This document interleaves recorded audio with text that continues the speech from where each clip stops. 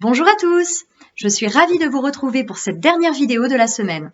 Aujourd'hui, pour vous aider à vérifier si vous êtes prêt pour la reprise, Valorise vous pose la question, avez-vous pensé à envoyer des campagnes d'emailing? Alors les emailing, en quoi ça consiste? Lorsque vous disposez d'un fichier de contact bien renseigné et à jour, il ne sert pas uniquement à effectuer de la prospection ou à apprendre par cœur toutes les coordonnées qu'il contient.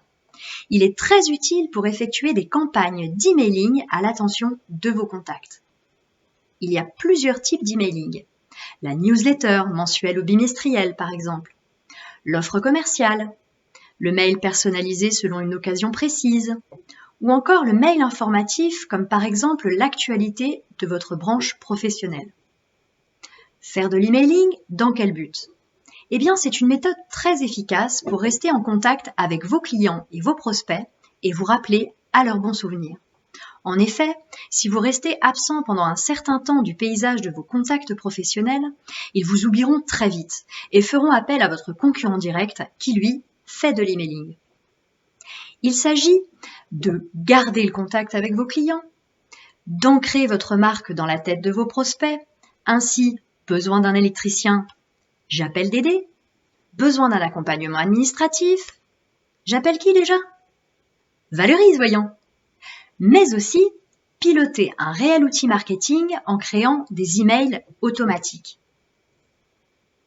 Pour faire de l'emailing, mon conseil. Plusieurs éléments sont importants à prendre en compte pour créer des campagnes d'emailing. D'abord, choisir le bon logiciel.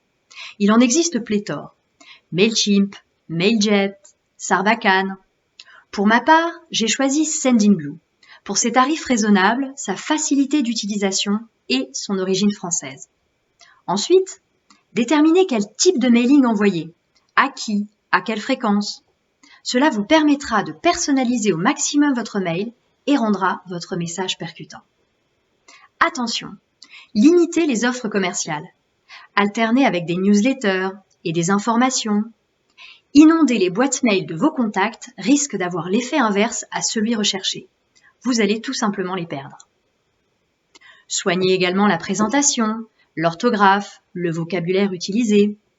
Certains contenus sont à bannir car ils favorisent le classement direct de votre mail dans les spams, comme les mots gratuit, argent, facile, exceptionnel. Pensez à insérer dans le mail un lien cohérent par rapport au contenu et qui pointe par exemple vers un article sur votre blog, votre page Facebook ou un partenaire avec lequel vous travaillez. Enfin, après l'envoi de votre campagne, analysez les résultats. Le pourcentage d'ouverture, de désinscription, de clics sur le lien ou de retour sur vos offres commerciales. Utilisez ensuite cette analyse pour améliorer votre campagne suivante. Élaborer des campagnes d'emailing régulières demande un certain investissement de temps pour la rédaction et la personnalisation du contenu. Si vous ne savez pas comment vous y prendre ou que vous souhaitez déléguer cette tâche, Valorise peut vous y aider. Lundi, je vous demanderai si vous avez pensé à créer votre document type. Et souvenez-vous, l'optimisation de vos outils est une des clés pour gérer votre entreprise sereinement. Je vous souhaite un excellent week-end!